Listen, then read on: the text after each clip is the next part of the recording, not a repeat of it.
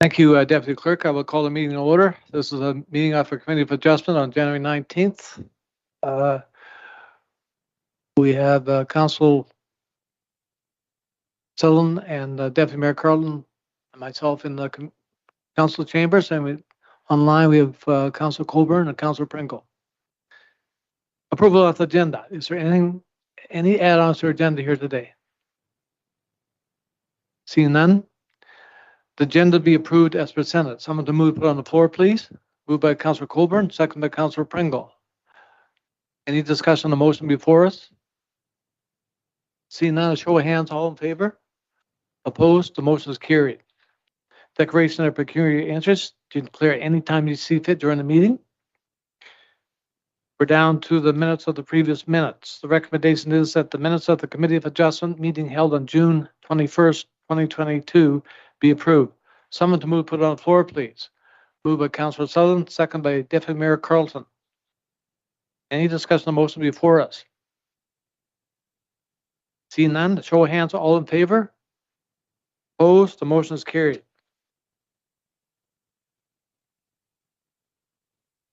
Now we were down to new business.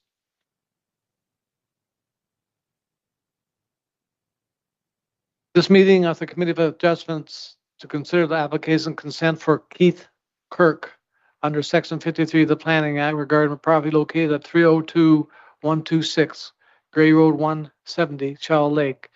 Madam Planner, please go ahead with your review. Thank you, Mr. Chair.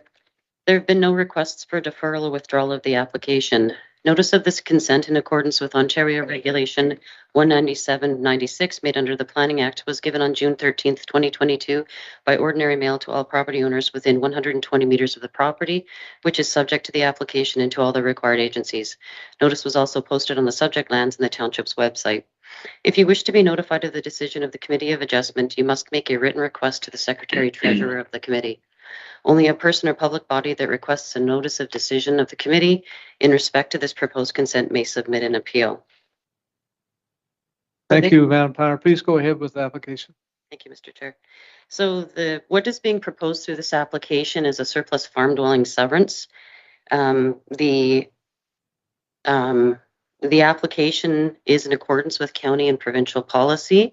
In addition to this severance application, the applicant also submitted zoning bylaw amendment application Z0922, which seeks to rezone the subject lands from agricultural to rezone the subject lands for agricultural purposes only, to prohibit residential structures from being built on the remnant parcel, and to prohibit livestock from occupying the existing barns. So the policy review in the staff reports notes that the county official plan does designate this 180 acre property as rural and agricultural, and does permit residential and agricultural uses. Karst topography, bedrock and shale resources, and significant woodlands are present on the property. However, no new development or site alteration is proposed as part of these applications. The provincial policy statement and the county official plan do provide for surplus farm dwelling severances as a result of farm consolidation, provided that the owner is a bona fide farmer. The proposed severed area is limited in size. The remnant parcel will be rezoned to prohibit residential dwellings of any type. Compliance with MDS1 can be achieved, and that the existing farmhouse is habitable.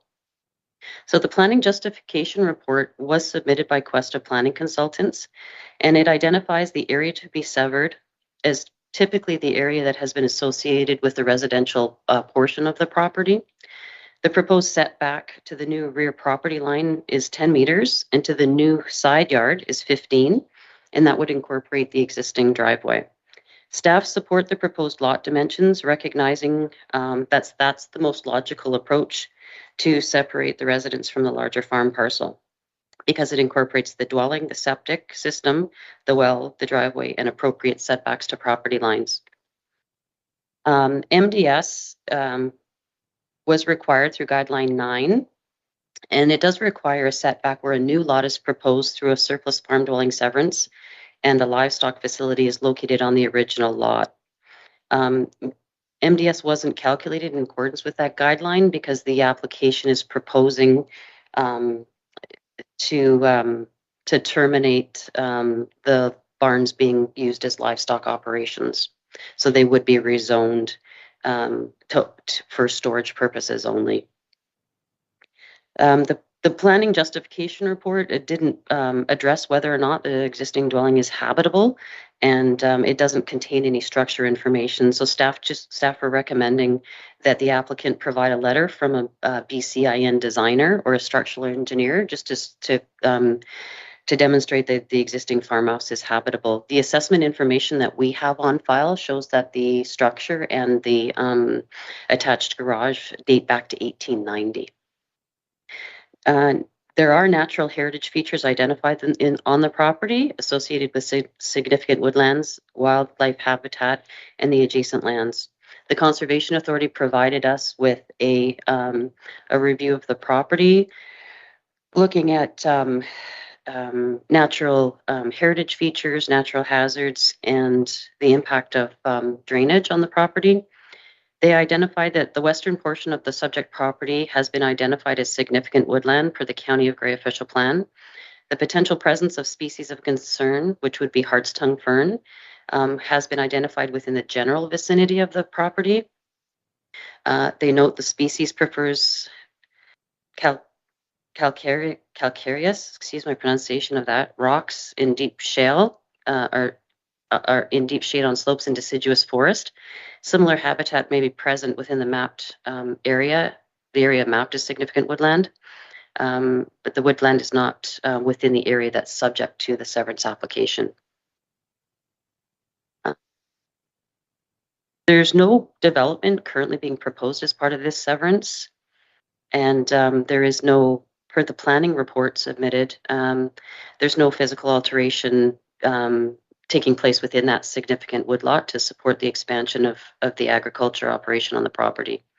So the Conservation Authority is not anticipating negative impacts to the significant, to the natural heritage features on the around the property. They do note that the proposal for future development within the retained parcel may increase site imperviousness. But they conclude that based on the size of that lot, they don't anticipate any impacts with regards to Section 2.2 PPS policies. There were no natural hazards or regulated areas identified on the property. The County Transportation Department requested a daylight triangle and road widening. And then the Township of Georgian Bluff zoning bylaw zones the properties rural and ag. The property rural and agriculture, and permits residential uses and agricultural uses in both zones. The retained parcel will be rezoned to recognize a deficient lot area and to prohibit residential structures as a means to protect farmland.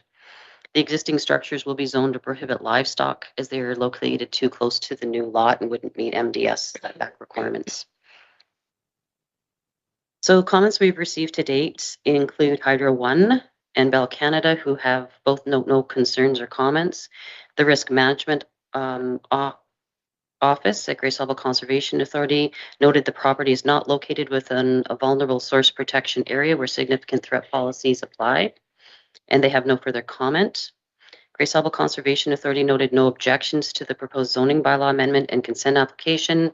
They wish to be notified of any decision rendered with respect to these applications and or any appeals filed. Grey County Planning and Development Department noted no concerns with the applications, provided the retained lot is rezoned for no new residential dwelling and road widening and a daylight triangle are deeded to the county. They also recommend that a condition of consent include registering a restriction on title to the severed lot, noting the bedrock feature on the property and within the area. So township staff do acknowledge the county's comment with respect to that bedrock layer and note that the property is already developed. It already contains a dwelling and no new development is being proposed. There's no residential development going to be permitted on the retained parcel. So it's not clear what purpose that restriction would serve. What that would amount to would be a restrictive covenant being registered on title to the property. And that would be at What I would think would be an unnecessary cost for the applicant, and I don't know that it would technically serve any useful purpose. So with respect, I disagree with the proposed condition and recommend that the committee not require it as a condition of consent. The county wishes to be notified of any decision given with respect to this file. We did not receive comments from any of the residents. And just in conclusion, the applications as presented are generally consistent with provincial policy, the county official plan, and the intent of our Georgian Bluff zoning bylaw. So the recommendation is to approve the application subject to the conditions that are noted in the planning report.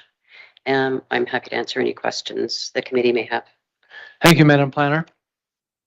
Agent Don Scott, registered with the clerk to comment on the application. Don, any comments? Please go ahead. Well, thank you, Mayor. Just, we don't have too many problems with the conditions that Jennifer has included in her report. I hate to get into a dispute between the county planning department and the local planning department, but I think the idea of putting a restrictive covenant on not only this lot that's being created, because it is a residential lot, although it's there, we are going to get new owners there who probably are not farmers. They're probably urban dwellers moving to the countryside. And those are the ones that cause a lot of problems for normal required activities in the countryside, like agriculture, aggregate extraction, and so on. So just to put a notice on title that when your lawyer searches title, he's aware of the fact that your property is in an area of known aggregates, and you should be aware of that. You could still object to something, but at least you would be made aware of it. So it's actually a precautionary thing, because having tried to put various aggregate applications through in the countryside, farmers don't object. The 2-acre farmers from Kitchener and Hamilton are the ones that object because they're the new owners. And so this is just a precautionary thing. And I would have to agree with the county for a change that it might be appropriate to put that restriction on title, but that's a decision that the committee makes. The only other thing I will put forward my usual concern about having to pay a 5% cash in lieu when you're not creating any new residential development. It's a legitimate requirement when you're creating a new lot that's going to be built on. But when the lot's already there, there's no new services required. So with those comments, I would say if you have any questions of me, please feel free to ask. Thank you, Mr. Scott. I will now turn to the committee. Does the committee have any questions? Deputy Mayor Carlson. Thank you, Mr. Chair. Just in light of what Mr. Scott is saying there, is there any possible future potential for that agricultural land to be used for aggregate? Based on what he's saying, that it might be a good idea to have that kind of warning in place on the residential property, would we ever consider allowing agricultural land to be converted? Madam Planner? Thank you, Mr. Chair. Through you to Member Carlton. We don't know if that property can be used for aggregate extraction because there are provincial requirements that they would have to look into to determine whether or not they could obtain a license, an extraction license. So there are a number of residential properties in proximity to what will be the future retained parcel. And it's unknown at this time whether or not a license would be granted. So there are a number of residential properties in close proximity that may preclude extraction activity on that retained parcel. Thank you, Madam Planner. Member, Colburn, please go ahead. Sorry, my mind slipped. Oh, you've forgotten my name already. Thank you, Chair Burley. I was happy to hear Mr. Scott make reference to that county request. I had made note of that as well. And I guess my question is for our planner. Other than the cost, which I don't discount or I'm not trying to minimize, other than the cost to the property owner, and I would like to know what approximate cost that would be. What is the downside? To me, it makes sense to be clear going forward, and it communicates to people down the road what the intent of that property can or cannot be. So I guess I want to, if you don't mind, Jen, I just need to probe a little further on this particular recommendation of yours to ignore the county's suggestion. Thank you. Thank you, Councillor Coburn. Madam Planner, please go ahead. Thank you, Mr. Chair, through you to Member Coburn. So really, it comes down to an assessment of whether or not that registration serves any useful purpose. So sure, it could be used as a warning or as an indication that the property is located within an area that has designations for aggregate extraction. In terms of the costs, I'm not too sure. From some of the simple registrations that we've seen for site plan agreements, the lawyer fees just to register the agreement come in at about $500. I'm not sure how much it would cost to have that restrictive covenant registered on title. I'm not sure if Mr. Scott has any experience with that and would like to share any estimates. John, please go ahead. Yes, I don't think the cost is exorbitant. It's quite, I think it'd be quite minor. It would be something that just add to the deed on there so that it's a notice for a future purchaser that you're in an area of potential aggregate extraction. The resource is there, and maybe they will, maybe they won't. You don't know, but I know from experience that I'd like to see something like this on pretty well every rural residential lot that's created, whether it's across the road or whether it's a kilometer away, because it's amazing where the people come out of the woodwork, where they complain about haul routes and noise and dust. But if they're aware that they're in the countryside and they should be aware of the fact that they have agricultural areas and they have aggregate areas and they have timber trucks going up and down these rural roads, because that's where the resource is. So they should be made aware of that, so that if they want to object, fine, but they should be aware of the fact that they're in the rural environment and these things happen. Thank you, Don. Member Colbert, please go ahead. Thank you, Chair Burley. I guess through you to our senior planner, we've heard what you describe as the downside, in that being the cost. Jen, can you think of any benefits to adding that restrictive covenant? I'm just wondering if it might save us some headaches down the road. Madam Planner? Thank you, Mr. Chair, through you to Member Coburn. Having it registered as a restrictive covenant on title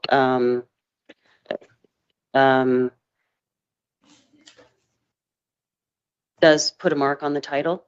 So it brings an awareness to any prospective purchaser that there is aggregate operation or aggregate potential in the area that may deter prospective purchase of the property, because there is no defined plan for aggregate extraction at this time.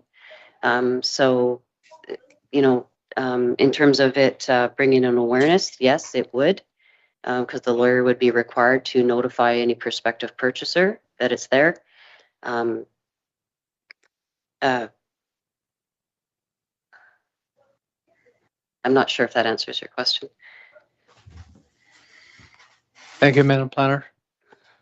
Madam Clerk, Deputy Clerk, I do have a motion on this hearing in front of me. It does not include this covenant, does it, Madam Planner? That is correct, Mr. Chair. If you would like us to amend the severance conditions, we would be able to do that by adding in condition number 10, which would be that a restrictive covenant be registered on title to the lands, notifying or speaking to the bedrock resource layer and potential aggregate extraction. So what I should do then, follow protocol, once I asked, I'll read the motion as presented, and then we'll add on if council wants, or if the committee wants, add on. Yeah, okay. So, Councilor Sutherland, please go ahead. Thank you, Chair Burley. Yeah, I think it's probably a good thing that we leave that on there as well. Like Mr. Scott mentioned, you know, we do see that where we get people move in from the city and they forget that that's where our resources come from. So I think it's definitely a good thing to leave there. I was kind of curious too myself about the 5% in lieu, where we typically see that on a new lot developed or a new lot to be developed. So I was kind of curious on that, and what kind of is there something that we can do there, or because I don't see the merit in that one when it's already developed, I guess I should say. Madam Planner, please go ahead. Thank you, Mr. Chair, through you to Member Sutherland. So the township currently does not have a parkland dedication policy. So that policy is what staff would use as directed by council to determine which applications would be subject to that 5% cash in lieu policy. So technically under the Planning Act, this is the creation of a new residential lot because the lot didn't exist before as a residential lot. It existed as a farm lot. So we have been consistently applying the 5% cash in lieu of parkland requirement for all lots except for Conservation Authority lots or for lot additions where a new lot isn't technically being created, it is being enlarged. And then also in cases where the applicants have already paid the cash in lieu of parkland for a previous severance on that same lot. Deputy Mayor Carlin. Thank you, Mr. Chair. I'm going to go back to the first part where Mr. Scott mentioned haul routes. And I would suggest that Grey Road 170 is often used as a haul route from what's over in Grey Road 17. So it might be a good thing for somebody coming in there to realize that that is a haul route and they can't start arguing about it afterwards. Because I'd hate to see us put our aggregate suppliers through all of that because we didn't have that on title. So I would strongly support putting that on title. As for the 5% parkland, I tend to agree. It doesn't seem new, but if that's been the policy, then I'm okay with that. Thank you, Deputy Mayor. Is there any other comments from the committee? So, Madam Deputy Clerk, I'm going to ask you again, should I read the motion that's before me, and then we'll, if council or if the committee wishes to add on any revisions? How do you want me? Okay. All right, so I'm going to read the recommendation I have before me. It has been demonstrated that application B1122 for Keith Kirk for lands described as concession 11, lot 16, PT lot 1718, Keppel is consistent with the provincial policy statement 2020, the County of Grey official plan, recolor gray, and intent of the Township of Georgian Bluff zoning bylaw 2020. It is recommended that the application be approved subject to the following severance conditions. 1, that a reference plan be completed and copy filed with municipal clerk or an exemption from the registered plan be received from the land registry office. 2, that pursuant to section 5342 of the Planning Act, the act certificate, I can't say that. of consent be affixed to the act, that the transition provided by this consent must be carried out within 2 years as insurance of the certificate, stamping of the deed. 3, that the applicant pay the applicable consent certification fee at the time of certification of the deeds. 4, that the applicant pay 5% in lieu of a parkland in accordance with the Planning Act. 5, that the applicant satisfies the County of Grey request for road widening and a 50-foot daylight triangle. 6, that the applicant provide a letter from BCIN designer or structural engineer verifying that the existing farmhouse is habitable. 7, the applicant provide confirm that the water line connecting the house to the barn has been disconnected and line has been removed. 8, that the applicant solicitor provide an undertaking to register an easement for the hydro in favor of the severed lot. 9, that a zoning bylaw amendment be enforced in effect. Now I'll ask for someone to move, put this on the floor, please. Moved by Deputy Mayor Carlton, second by Councilor Sutherland. Now, is there any amendments to this motion we want to add now? I believe, Madam Planner, you had item 10 you want to add? Give the wording, please. Yes, that's correct. Through you, Mr. Chair, to the committee. Number 10, as an additional severance condition, would be that a restrictive covenant be registered on title to the lands, noting the presence of bedrock in the area, and that potential extraction activities may occur in the area. Thank you, Madam Planner. Is there any other amendments to this motion? Seeing none, I'll ask for a vote on the amendment first. Show of hands, all in favor of the amendment. Opposed, the amendment is carried. Now I'll ask for a vote on the main motion.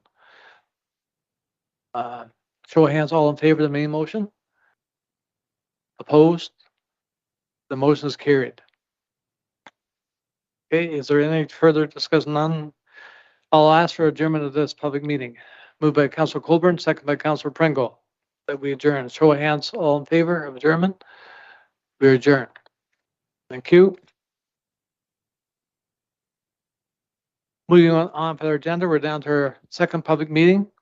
This is meeting at the Committee of Adjustment to consider the application for consent for John Smith of Smith for Realty under Section 53 of the Planning Act regarding property located at 2025-23 and 2025-27 Highway 6 and 21 Owen Sound.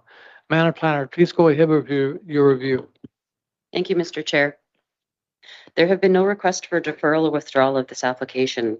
Notice of this consent in accordance with Ontario Regulation 197/96 made under the Planning Act was given on June 13th, 2022 by ordinary mail to all property owners within 120 meters of the property, which is subject to the application and to all the required agencies. Notice was also posted on the subject lands and the township's website. If you wish to be notified of the decision of the Committee of Adjustment, you must make a written request to the Secretary Treasurer of the Committee. Only a person or public body that requests a notice of decision of the committee in respect to this proposed consent may submit an appeal. Thank you, Madam Planner. Please go ahead with your review. Thank you, Mr. Chair.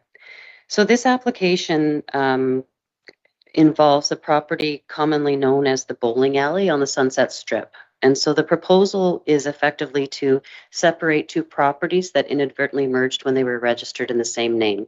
One of them being the bowling alley property and the second one being an adjacent residential lot, effectively. Through this application, the township also received zoning amendment applications at 1122, and that related application proposes to rezone the lands of the proposed severed property from planned development to a C1 special, and that would facilitate that severance. So the severance application proposes to recreate the following lots. One commercial lot with the residential permissions and 15 meters of frontage and just under 1,500 square meters of lot area.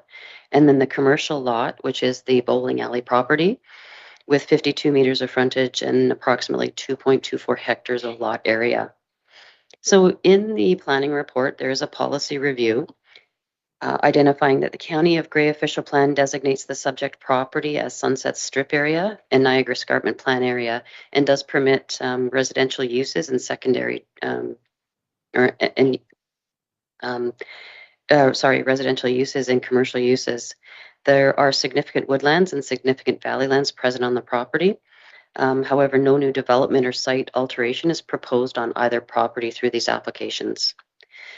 In the Township of Georgian Bluffs official plan, the property is located within the Sunset Strip development area, and it does recognize existing uses and directs that additional uses must conform to the space extensive commercial and industrial policies. So the intent of the designation within the Georgian Bluffs official plan is to move to space extensive commercial industrial uses along the Sunset Strip. So we know that there are numerous car dealerships, retail establishments. There's a few restaurants and the commercial mall. So the idea is to move away from any sort of residential development within that area.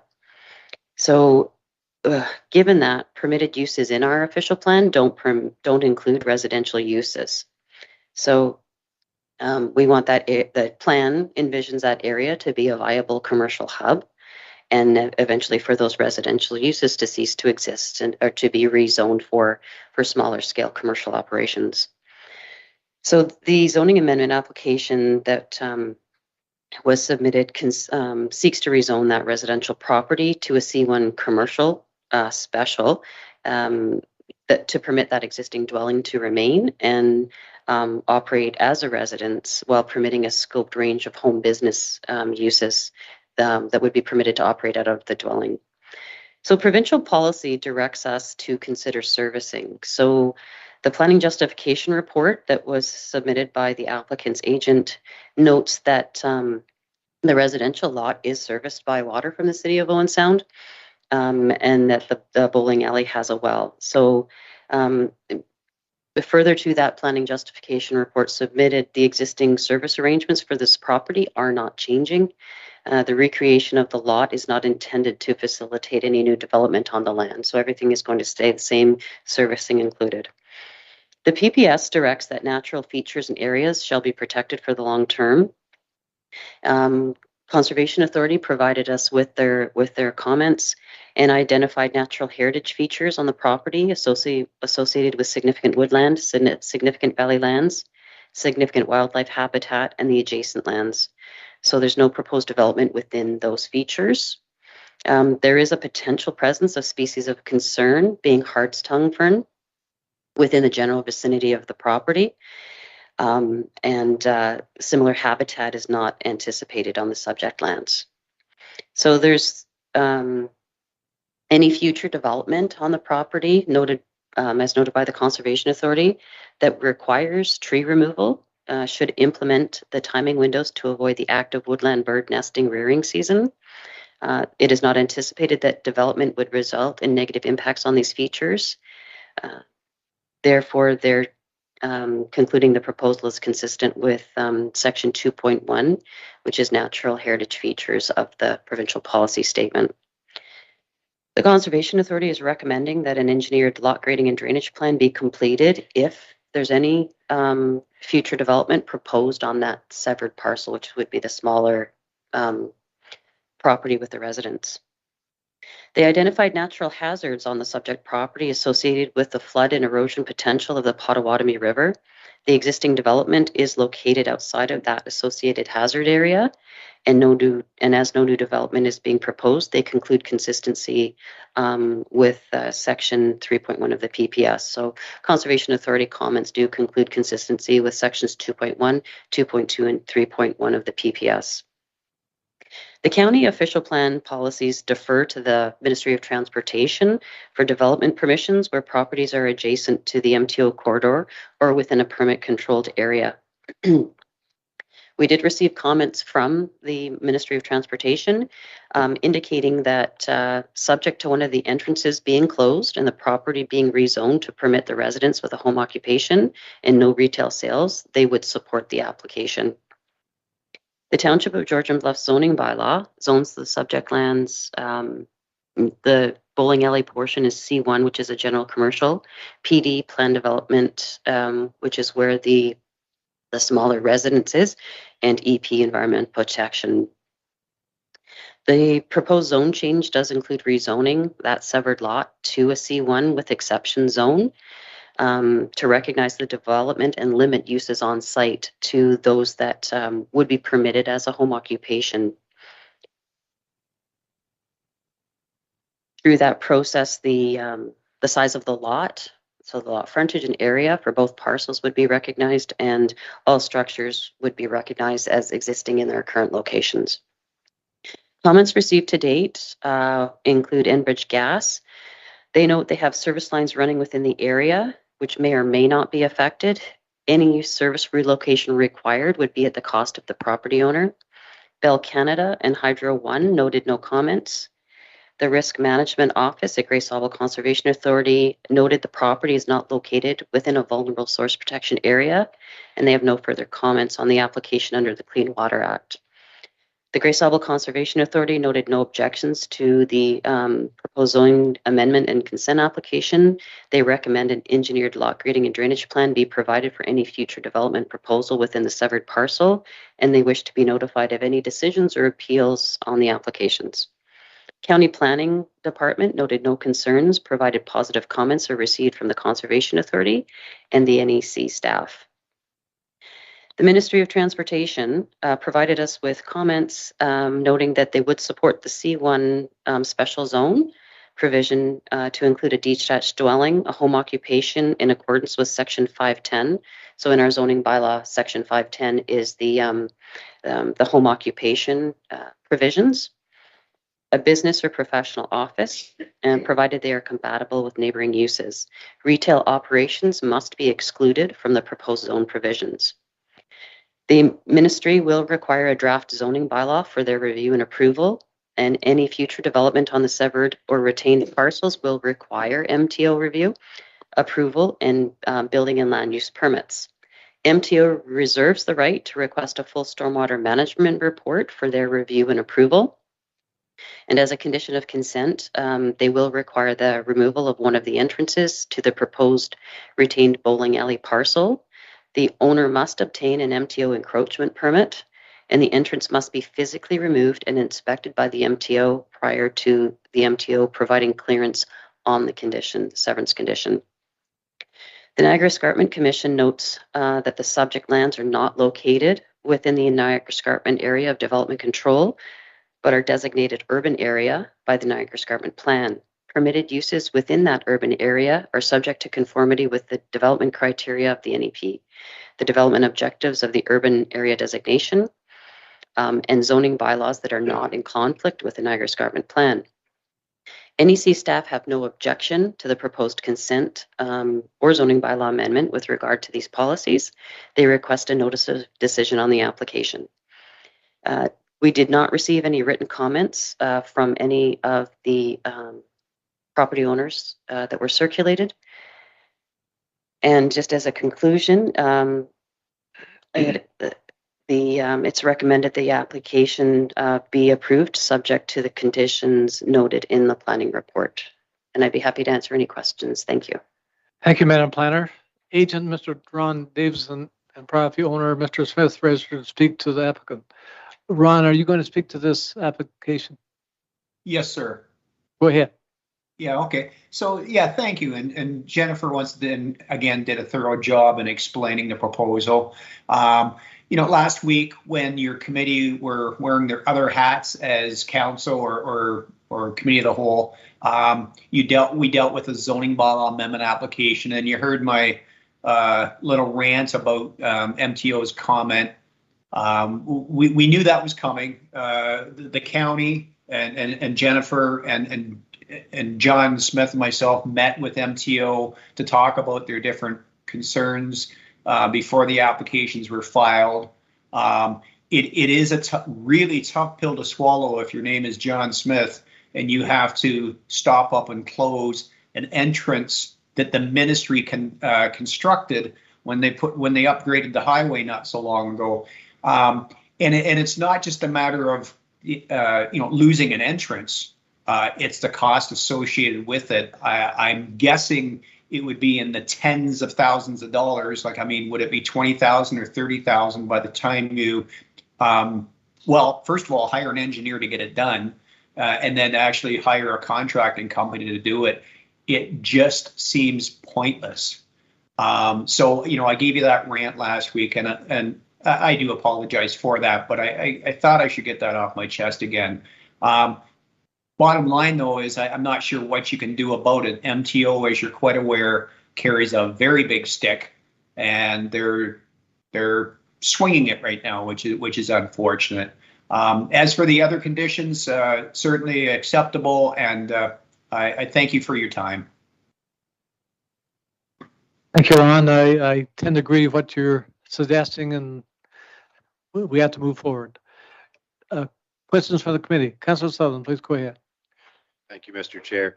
Yeah, I strongly agree with Mr. Davidson. I realize that the MTO has a strong hand. I was actually there. I pulled in there the other night just out of curiosity, and I kind of struggled to find that line. And I don't want to muddy the waters or anything like that, but do they own both entranceways, or is part of it Ideal Supplies? Because it could be used for really any of them. Ideal Supplies to the north of the bowling alley. So I was kind of curious on that. And then there is another one even further north. So I don't want to muddy the waters at all, but I just was curious on, because there is 3 entrances there going into those 3 parcels. You could easily get to any one of those buildings or retail properties. So I was kind of curious on that, where that middle entranceway, is it partially Ideals, or is it all of it is the bowling alleys? Ron, please go ahead. Yeah, and John, if he's listening, can correct me, but it's my understanding that the one that's both entranceways are entirely on John's property. I think the edge of it, whatever you want to call that, the easterly limit, depending on which way you view the the highway is traveling north, south, east, west. Assume it goes east, west. The easterly limit of the lot line pretty much touches the easterly limit of that entrance. And John, if you're listening through the chair, if I'm wrong, please say so. John, are you there? No. Okay. Sorry, Ron, he's not there. Okay. Yeah. So no, it's and that one, Councillor Sutherland, it's that one that they want removed. And yeah, there's no doubt about it that there's, you know, people from Ideal Supply are cutting across to get out. It only makes sense. Like, why wouldn't you? You know, it's as the crow flies, so to speak. So, yeah. And I myself, for what it's worth, you know, and it's not maybe worth anything, but I've driven by there, 100 times in the last, since we had those comments from MTO. I've even pulled in there and sat there. I have, and asked myself, is there a danger here? There's no danger. There's no danger. I'm not a traffic engineer, but I do drive a vehicle. And there's the idea of having 2 entrances. There's no harm. Thank you, Ron. Before I go to Madam Planner, has your client and you ever thought of going to the new MPP and expressing your concerns? Yeah, it's a good question. He was encouraged by certain people to go directly to MTO, raise stink, go over their heads. But I don't know if John's just given up at this point. He just wants to get the lot severed. Okay, thank you. Madam Planner, please go ahead. Thank you, Mr. Chair. I would just note for the committee, as well as Mr. Davidson's information, that with the conditions of consent, number 5 has been added to address the ministry's concerns, and it has been written such that it leaves it open for confirmation being received from the ministry that their entrance requirements have been met, so that if the property owner applies to the MTO for an exemption and it's granted, then the conditions will not need to be amended. And further to that, the applicant does have 2 years to have the certificate of consent affixed to the deed before it lapses. So if there is an interest in approaching the MTO, the conditions have been worded such that there is some flexibility there. Good point. Thank you, Madam Planner. Does the committee have any other questions? Seeing none, I will read the motion before me. It has been demonstrated that application B1422 for Smith Core Realty Corp. for lands described as Part 535, Lot 3, Part Lot 1, Derby is consistent with the Provincial Policy Statement 2020, the County of Gray Official Plan, recolor gray, the Township of Georgian Bluffs Official Plan, and intent of the Township of Georgian Bluffs zoning bylaw 2020. It is recommended that the application be approved subject to the following severance conditions. 1, that a reference plan be completed and copied, filed with the municipal clerk, or an exemption from the registered plan be received from the land registry office. 2, that pursuant to section 5342 of the Planning Act, the certificate of consent be affixed to the deed within 2 years of the given of notice of decision. Note, section 5343 of the Planning Act requires that the transaction approved by this consent must be carried out within 2 years of the issuance of this certificate, that is stamping of the deed. 3, that the applicant pay the applicable consent certification fee in the time of certification of the deeds. 4, that the applicant pay 5% in lieu of parkland in accordance with the Planning Act. 5, that written confirmation be received from the Ministry of Transportation, MTO, verifying MTO entrance permit requirements have been met. 6, that a zoning bylaw amendment be enforced in effect. Someone to move to put on the floor, please. Moved by Councilor Sutherland, second by Councilor Colburn. Madam Planner, a question on the 5% in lieu of. Your comments before that you're not creating any new lots and so on. Does this still apply? Like everything's still the same. It's just a matter of changing paperwork, is it not? Yeah, the lot did exist as a separate lot before. However, because we have no policy in place for direction, if the committee wanted to remove that as a condition, then that could be done at your direction. But in fairness to all the other applications, we apply the 5% in the absence of a policy. Okay. All right. Makes sense. Is there any discussion on the motion before us? See none, a show of hands, all in favor of the motion? Opposed? The motion is carried. Thank you, Ron. Now, I'll ask for adjournment of the public meeting, moved by Councilor Pringle, second by Councilor Sutherland. That we adjourn, a show of hands, all in favor of adjournment? We're now adjourned. Moving on with our third application. This is meeting of the Committee of Adjustment to consider the application for consent for John Smith of Smith Core Realty under Section 53 of the Planning Act regarding property located at 394 2nd Avenue Southeast, Owen Sound. Madam Planner, please go ahead with your review. Thank you, Mr. Chair. At this time, I would like to request a deferral of this public hearing pending the there's been additional information provided on the lot configuration of the properties. So the severance application would have to be amended at this time and recirculated. So I'm recommending that the public hearing be deferred. Thank you, Madam Planner. Deputy Clerk, it'll be just direction, or do we need a motion to defer? Okay, motion to defer the applicant in front of me, please. Moved by Councilor Colburn, second by Deputy Mayor Carlson, that we defer the application. Show of hands, all in favor? Opposed? The motion is carried. Moving on for a final application here tonight. This is a meeting of the Committee of Adjustments to consider application for consent for Ron and Nancy Locking under Section 53 of the Planning Act regarding property located at 318733 Gray Road 1. Planner, please go ahead with your review. Thank you, Mr. Chair. So there has been no request for deferral or withdrawal of these applications.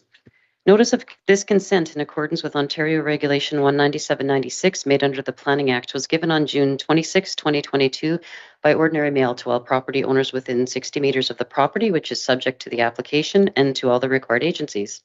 Notice was also posted on the subject lands and the township's website. If you wish to be notified of the decision of the Committee of Adjustment, you must make a written request to the Secretary-Treasurer of the Committee. Only a person or public body that requests a notice of decision of the Committee in respect to this proposed consent may submit an appeal. Please go ahead with your review. Thank you. So the applications being considered by the committee this evening are lot additions to existing residential lots that were created by the Lockings back in 2006. The purpose of the application is to increase the size of each lot by about just under half an acre, so by 0.45 of an acre. So the policy review in the planning report indicates that the county official plan designates the subject property, so that being the property that the lot additions are coming from, as being rural and permits residential uses. And a small portion of the property does front onto Balmy Beach Road and is within the inland lake and shoreline designation. Significant woodlands are present on the property. However, no new development or site alteration is proposed within the woodlands or within that inland lake and shoreline designation. So the proposed lot additions will occur from the rural designation, and will be added to the lots that front Balmy Beach, which are in the inland lake and shoreline designation.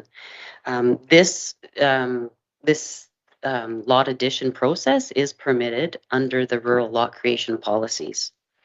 So in accordance with county official plan policies, the county is requesting a 5-meter road widening off of the retained lands which abut Grey Road 1.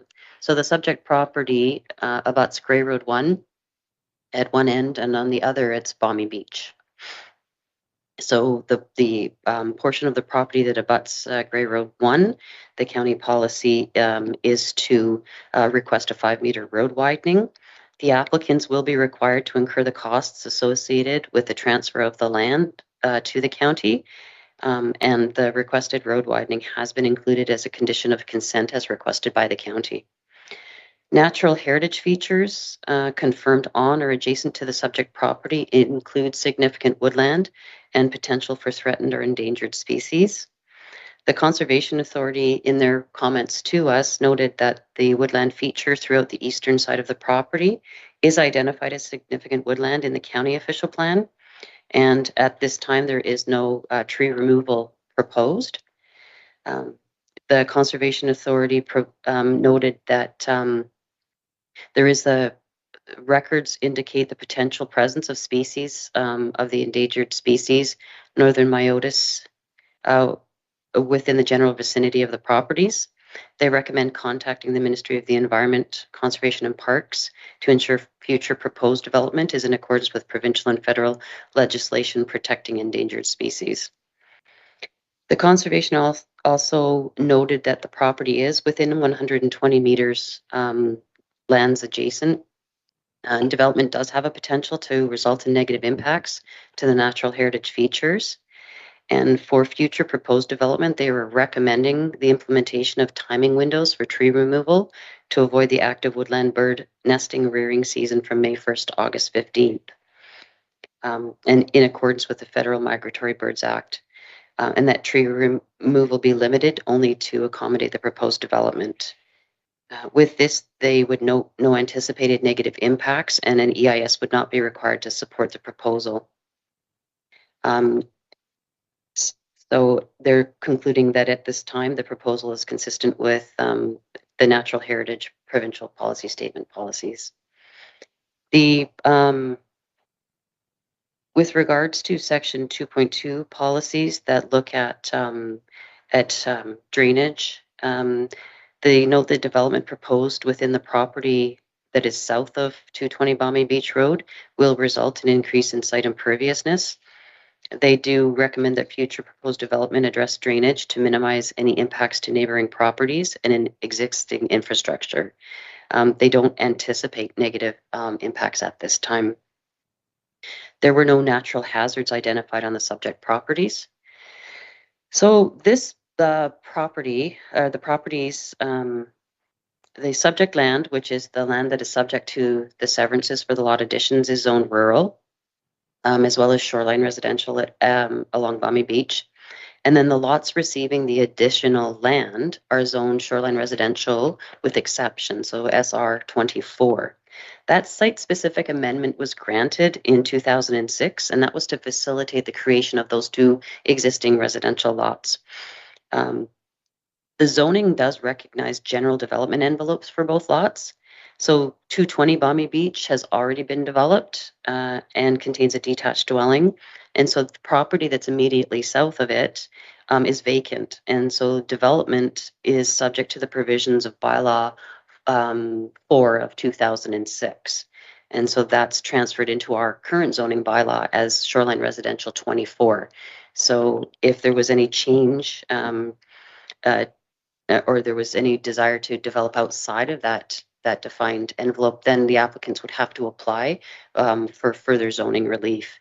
So for example, that site-specific amendment does identify 6 meters side yard setback from 212 Bummy Beach Road.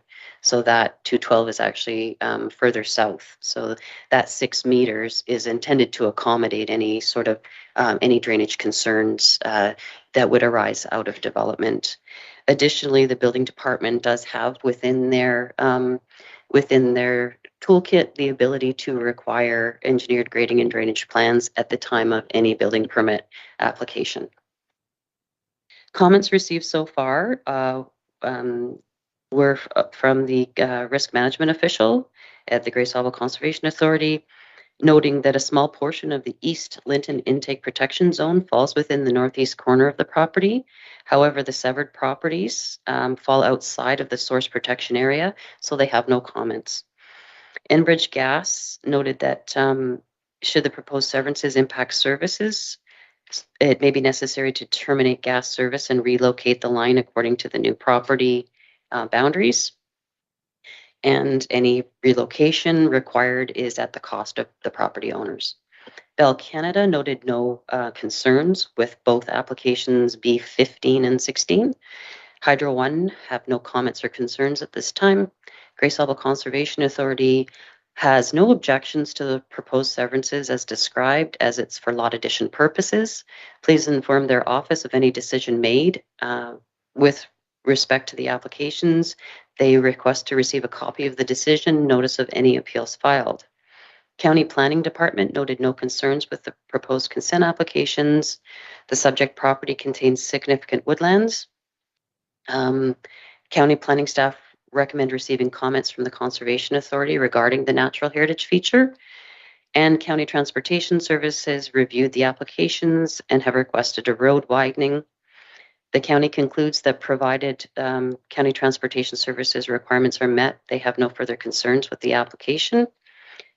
The application was circulated to all property owners within 120 meters, and we didn't receive any, sorry, that should be 60 meters, and no written comments were received by the report submission deadline. So just in conclusion, consistency with provincial policy statement, county official plan, and the intent of the township's zoning bylaw has generally been demonstrated. And my recommendation is that the applications both be approved subject to the conditions that are noted in the staff report. And I'd be happy to answer any questions that the committee may have. Thank you, Madam Planner. The applicants Ron and Nancy Locking are present this evening. Ron or Nancy, any comments?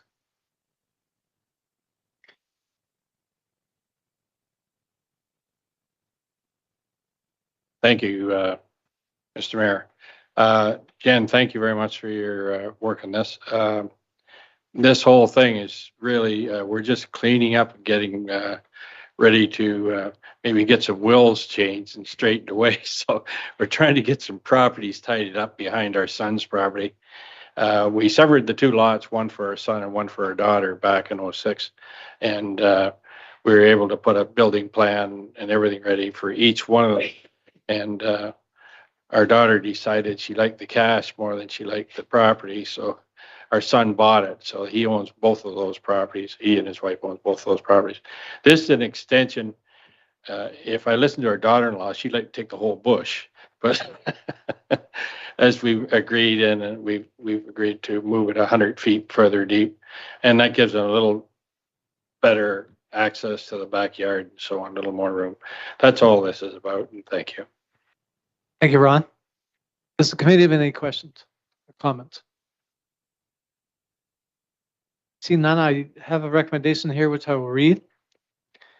It has been demonstrated that application B1522 and B1622 for Ron and Nancy Locking for land subscribed as part 447 SPT Block B capital are consistent with the provincial policy statement 2020, the county gray official plan, recolor gray, and intent as a Township of George Bluff zoning bylaw 2020. It is recommended that application. Madam Clerk, I need to ask you a question before we go any further. Why are B1522 and B1622, I have two separate motions, but it's all the same. I just wondered, do I just need to read the one? I'm looking at my script, sorry. I'm reading first recommendation for B1522 and the next recommendation is for B1622. Madam Planner, please go ahead. Thank you, Mr. Chair. So if I could provide some clarification, the motion is to approve the applications. However, because they're both lot additions, the conditions under condition 3 have the land being added to different parcels. So there's different legal descriptions noted in condition 3, and that's why there are separate conditions. Should the committee have decided to refuse one of the applications, then the other one could have gone forward. So that's why. Okay, that makes sense. I just wanted to clarify. Thank you. So I'll continue. It's recommended that application B1522 be approved subject to the following conditions. 1, that a registered plan be completed and a copy filed with the municipal clerk or exemption from the registered plan be received by the land registry office. That pursuant to section 5342 of the Planning Act, the certificate of consent be affixed to the deed within 2 years of given notice of decision. Note, 5343 of the Planning Act requires that the transaction approved by this consent must be carried out within 2 years of the issuance of certificate, stamping of the deeds. 3, that the application is for a lot addition only and that lands be severed be merged under the same ownership as budding lands, Plan 447 SBPT Block B RP 16R8863 Part 1, and that Section 3 or 5 of Section 50 of the Planning Act apply to only subsequent conveyance. A copy of the registered deed to the budding lands, Plan 447 SPPT Block B RP 16R8863 Part 1 shall be filed with the Township of George Bluff Committee of Adjustments. 4, that the applicant pay the applicable consent certificate fee at the time of registration of the deeds. 5, the applicant pay the consent for the same. Confusing. 6, the applicant meets the county requirements for road widening from retained portion of the lands, Grade 01, located at 318733 Grade 01. It is also recommended that the application B1622 be approved subject to the following conditions. That a registered plan be complete and a copy with the municipal clerk or exemption from the registered plan be received from the land registry office. 2, pursuant to Section 53 of the Planning Act, the certificate of consent be affixed to the deed within 2 years of giving a notice of decision. Note, Section 53 of the Planning Act requires that the transaction approved the consent must be carried out within 2 years of the issuance of a certificate, stamping of the deeds. That the application is for lot addition only and the lands be severed, be merged under the same ownership as abutting lands, Plan 447 SPT Block B RP 16R8863 Part 2, and the sections 3 and 5 of the section of the Planning Act apply to any subsequent conveyance. A copy of the registered deed to be abutting lands plan 447 SPT Block B, RP 16R8863 Part 2 shall be affixed with the Township of George Bluffs Committee of Adjustments. 4, the applicant pay the applicable consent certificate fee at the time of certification of the deeds. That 5, that the applicant pay the applicable consent cancellation fees at the time of certificate of the deeds. 6, that the applicant meet the county requirement for road widening for the retained portion of the lands along Gray Road 1 located at 318733 Gray Road 1. Someone to move put on the floor, please. Moved by Deputy Mayor Carlton, second by Councillor Sullivan. Is there any discussion on the motion before us? I don't have to read it again. A show of hands, all in favor, please. Opposed, the motion is carried. There you go, Nancy and Ron. I'll now call for adjournment of this public meeting. Moved by Councillor Colburn, second by Councillor Pringle, that we adjourn. Show of hands, all in favor. The motion is carried. We're now adjourned. So moving on to our agenda, we have no new business here today, no unfinished business.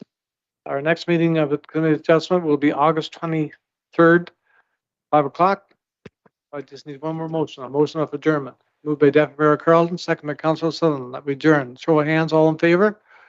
Opposed, we are now adjourned. Thank you, everybody.